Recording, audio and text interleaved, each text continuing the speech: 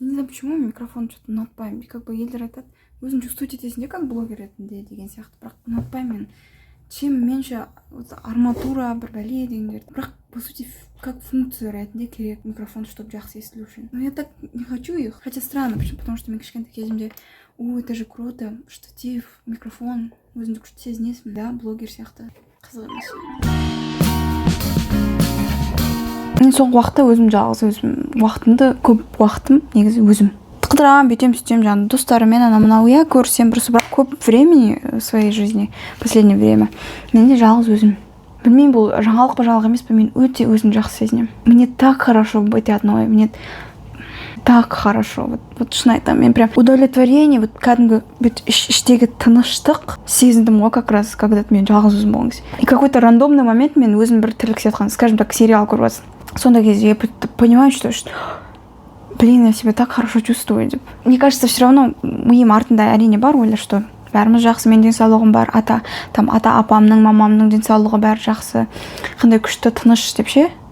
И плюс мен өзім жалғыз өзім болғандықтан, мне кажется, көп нәрселер әсер етті, әрине. Мен как бы өзіме лично ондай жаңалық болған жоқ. Я всегда любила, короче, быть одной. Это жақсы, мен ешқашан қорықпайтынмын ондайдың жалғыз өзім болып, өзім тірлігін істеген сияқты. Это жақсы нәрсе ол, по сути.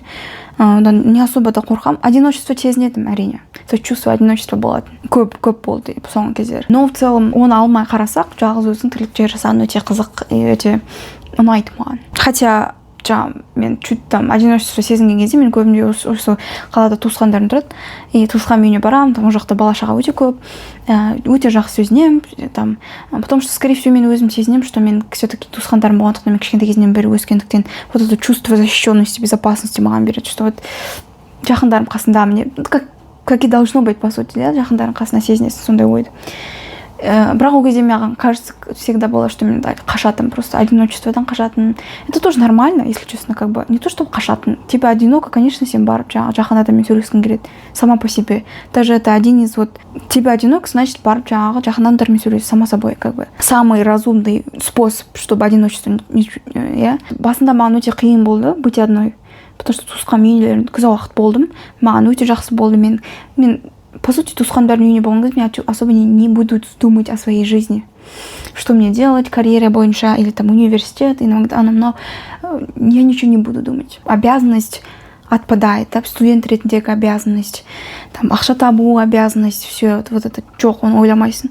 Ты там только там көмектесесің, там бала шағалармен ойнайсың, там бірге тамақ істеп жейсің деген сияқты ғой, шай ішесің, И, короче, мен общежитиеме келдім, и басында ужасно болды, я чувствую себя одиноко, но какой-то период мен барған сайын жақсы сезіне бастадым өзім. Мен түсіндім, что вот қазір де түсініп отырмын, что по большей части өзімнің өмірімде мен өзім үшін өмір сүрген жоқпын.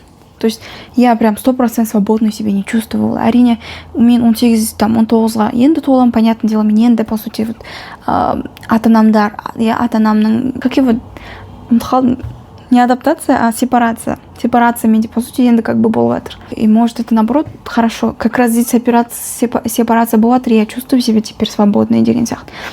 Просто ойланып қарасам, я не была, по сути, особенно в отношениях с людьми.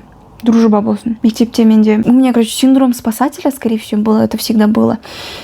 Что я хотела помогать людям, спасать их или там решать за них. Потому что мне казалось, что их решение не лучшее решение. И я хотела лучше им. Блин, я чувствую себя как мамой, которая контролирует своего ребенка. Просто я знаю, что внутри это... Я просто хочу делать добро, я хочу помогать. Это хорошо, это желание всегда менде болған. И это хорошо, это нормально. Просто тебе надо понять, өзің үшін де жаман. Всегда пытаться помогать людям, особенно өзің жақын ұстайтын адамдар, не? Потому что жақын ұстайтын адамдармен тебе должно быть хорошо, а не всегда думать о том, как помогать им. Потому что сенің отношения жақын адамдармен уже базируется на том, что фундамент на том, что сен всегда помогаешь. И тебе от этого плохо, потому что сен энергияң кетіп жатыр.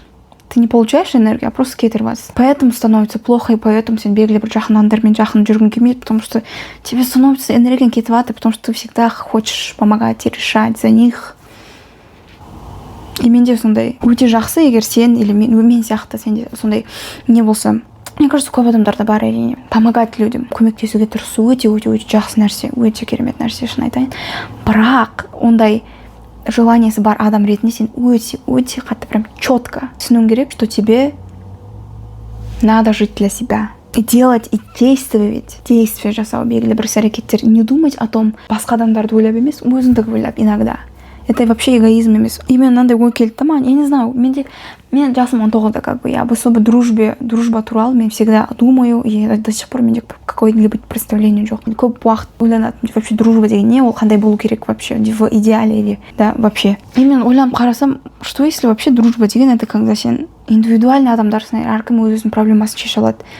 Әркімнің өзінің өмірі бар. И сендер бірақ достыңдар, и там бірге уақыт өткізесіңдер жақсы. Әрине анда-санда бір-бірлеріңе там секретіңді айтып бір-бірлеріңе там да қиын өмірде кездестірген өмірің жаңағы іштегі дүниелеріңді, я травмаларыңды айтып деген сияқты. Это нормально, хорошо. Просто мен, скорее всего, до этого дня менің дружбаларым, да, мен достықтарым көбінде болды. Мен ол достықта көбінде помогающий адам ретінде болдым. То есть я всегда помогала. Там, скажем так, мектепте там сабақ бойынша көмектесу всегда. Потом жаңағы, как по сути, как личный психолог болып қаласың, да, то есть всегда жаңағы досыңның проблемасын тыңдайсың. То есть, по сути, отношения строились то есть мен всегда көмектесетім. И поэтому ойланып қалдым, а что если не так должно быть вообще? Дружба или вообще в целом отношения. Бывает, конечно, дни, что сенің досың либо жақын адамның кейін кезең бастан кешіріп жатады, әрине сен барып көмектесесің. Дело не в этом. Имею в виду 24/7, 24/7 сен всегда көмектесуің керек емес, дружба ондай емес. Не всегда это про это. То есть сенің досың ол белгілі бір адам, и ол өзінің решенияларын істей алады, ол белгілі бір действие істейді. Егер жасаған іс-әрекеттерін потом одан кейінгі нәтижелерді қорытынды, я последствия какого-то действия, ол өзі көтере алады. То есть способен на это. И тебе не обязательно всегда помогать и решать за них. Вау. Мен қазір монтаждап жатырмын. И байқасаң, ана жақта мен вау дедім. Вот настолько, что менің осы уақытқа дейін ойлаған ойым дұрыс емес болды да, и мен сол өзгеріп жатыр. Сол белгілі бір басқа здоровый, более-менее реалистичный ойға өзгеріп жатыр. И мен өзім вау деп жатырмын. У меня такое вот озарение, просто миым жарылып жатыр, да, скажем так, метафорически. Бұның бәрі туралы мен осы уақытқа шейін ойланатым, бірнеше рет ойланатым. Просто қазір какой-то момент случилось вот так. Хотя оған шейін көп уақыт өткен менде, и мен прям түсініп жатырмын, да, кәдімгі мен түсініп жатыр. Білу емес, түсініп жатыр. То есть вы остаетесь вот этой индивидуальной, өздеріңе көмектесе аласыңдар, короче, самодостаточные люди, да, и дос бола аласыңдар.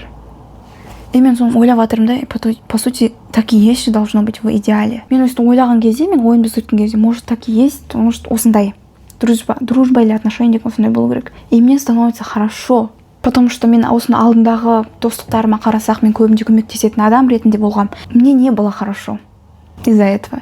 Я постоянно чувствовала вот этот энергиям кетіп жатыр. Жоқ мен энергиям. Просто после того, как біз там жүріп келдік, сөйлесіп келдік деген. Потому что я всегда слушала проблемы, всегда решала за них. Мен сөйлегеннен гөрі тыңдаған адам болатым. И, конечно, ұнамайды, но мен даже, может, иногда мен көбінде түсінбейтімін. Особенно мектеп кездер мен түсінбейтін не үшін мен келем, и я как выжатый лимон. И мен энергиям жоқ. Просто мектеп кезде мен ойладым, достық сондай болу керек. Всегда должна помогать. Мен ойладым, что достық, мен сондай адам, мен көмектесем. Почему бы нет? Просто, да, это хорошо, просто экстримға кетіп қалмау керек, да, понимаешь? Помогать это хорошо, просто тоже, как бы, границы тоже болу керек. И это, мне кажется, нехорошо, когда в отношениях только всем помогаешь, только ты делаешь, только ты, короче. Может, достық деген ондай емес, не всегда 24/7 көмектесуің керек, 24/7 общаться етуің керек, тек пайда алып келуің керек достығыңа. Нет, не всегда. А иногда бірге қыдырып келесіңдер. Әшейін бірдеңе туралы сөйлесесіңдер, не обязательно сен пайда алып келетін адам болуың керек. Я знаю, что бұл менің өзім жеке проблемам, да, синдром спасателя. Бәрін көмектесуге тырысу деген сияқты. Понимаю, что ол жақсы іштегі ниеттен, я көмектесуге тырысу, бірақ он жаман жағы, что сенің отношенияларың всегда базируется, строится на том, что сен всегда помогаешь. Это плохо для тебя и обоих вообще. Особенно саған, потому что сенің энергияң кетіп қалады, жоқ болады. Да, ваша дружба или ваши отношения баланста емес. Примерно осындай. Если что, это менікі емес. Мен айтуда волонтер болған жоқпын. Ну, хотелось бы, как бы. Не то, чтобы я против. Это не моя футболка. Мама подарит это. На өлең мен бірінші рет естідім. Ну, мен үшінші рет па, но мен ол кезде қатты өзінің ішіндегі текстқа мән бермеген. Мен мына жақта айтады. Деп айтады. Sometimes I need some... What? Sometimes I need some time on my own.